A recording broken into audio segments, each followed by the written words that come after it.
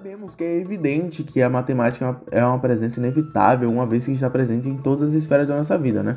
Desde cálculo simples de adição, subtração, até a definição de preços em transações comerciais. Seus efeitos são bem notáveis. Não tem como não notar, né?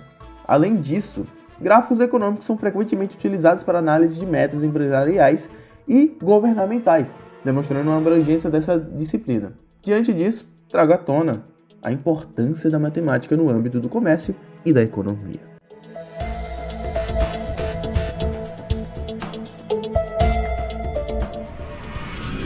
Antes de falar sobre tais, eu vou falar os conceitos de cada um resumidamente para vocês. A economia é um conjunto de atividades desenvolvidas pelos homens, visando a produção, distribuição e o consumo de bens e serviços necessários à sobrevivência e qualidade de vida do ser humano. Enquanto o comércio se refere à compra de vendas de bens e serviços entre empresas ou pessoas, envolvendo um valor monetário. Agora que vocês estão dentro do assunto, resumidamente, eu vou trazer dois estudantes para explicar como funciona essa matemática um pouco aprofundada, utilizando a ideia econômica e comercial.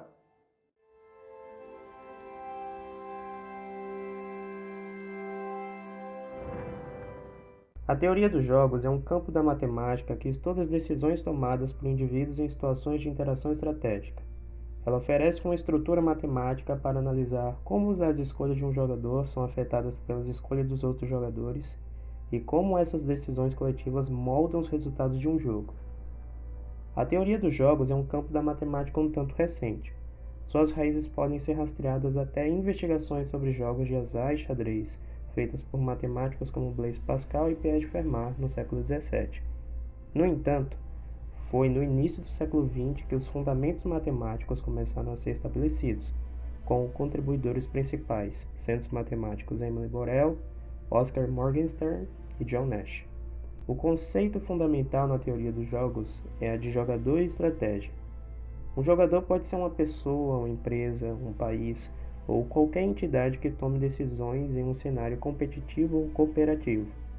A ideia central é que as ações de um jogador influenciam as possibilidades e as reações dos outros jogadores.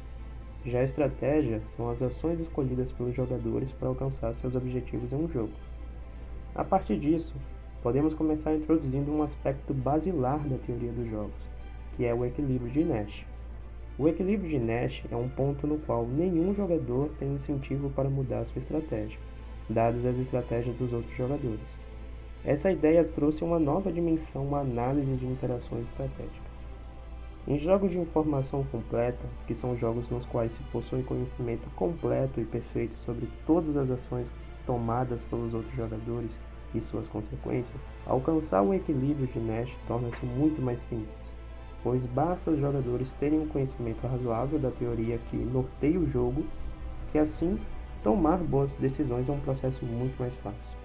Jogos de informação completa que podem ser citados são xadrez, damas, go, xodo, tac, entre tantos outros.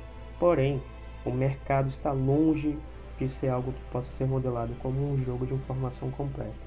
As relações comerciais possuem muitas informações ocultas, como segredos industriais, segredos de produção ou investimento, nos quais um jogador, aqui entendido como empresa, não possui todo o conhecimento da situação atual. Nesses jogos onde a informação é incompleta, alcançar o equilíbrio de Nash é basear as suas ações do jogador em pura probabilidade e estatística, assim confiando em resultados a longo prazo, pois não há como ter uma ação perfeita em um jogo de informação imperfeita. Como fora dito anteriormente, em jogos de informação incompleta, os seus resultados são medidos a longo prazo, ou seja, se pegarmos de exemplo um jogo de informação incompleta como poker, não se mede a força de um jogador apenas em uma única mesa ou torneio, e sim ao longo de meses, anos, para assim verificar o seu nível de lucratividade ao longo do tempo. O mesmo vale para empresas, no que o que verdadeiramente importa é a consistência dentro do mercado, e não os seus altos e baixos momentâneos.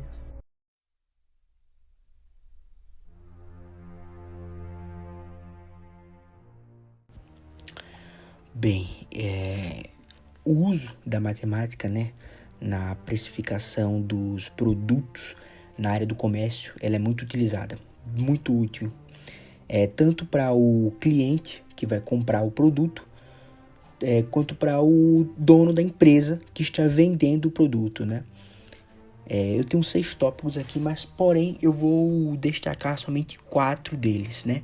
Que vai ser o custos e despesas, margem de lucro, markup e o comportamento humano. Bem, o custos e despesas, né?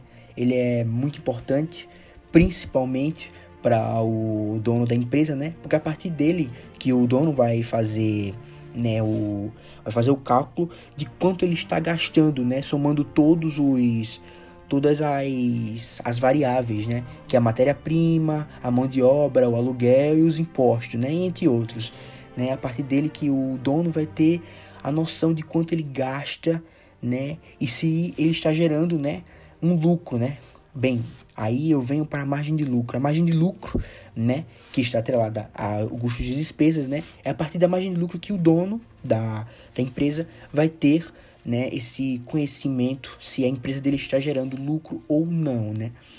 A partir dela que ele vai saber se o determinado produto gera lucro para ele ou se gera uma despesa, né, para ele. Então, é que vem o markup. O markup também está atrelado à margem de lucro e é através do markup que é definido um preço para o produto, né? O markup ele é um índice, né, que leva em conta os custos fixos e variáveis de produção, né, além da margem de lucro desejada pelo dono da empresa, né. O último e não menos importante, que está atrelado a todos eles, e eu considero o mais importante, que é o comportamento humano, né. Não tem nenhuma fórmula matemática para ele, porém a lógica que está, né, atrelada à matemática afeta, né, ela está diretamente ligada a ele, e a matemática ela é usada no comportamento humano para entender o comportamento humano em si, né? Saber se esse comportamento está afetando na percepção dos preços, né? E como isso pode influenciar na estratégia de precificação desse produto, né?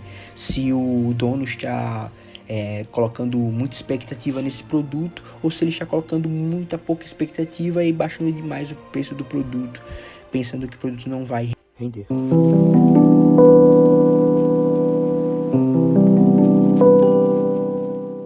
Depois de escutarmos várias ideias que teoricamente envolvem o comércio e a economia, né? Já que eles têm uma ideia que também tem no comércio e tem na economia, né, como a teoria dos jogos e a precificação de produtos, né, que apareceu aí no vídeo.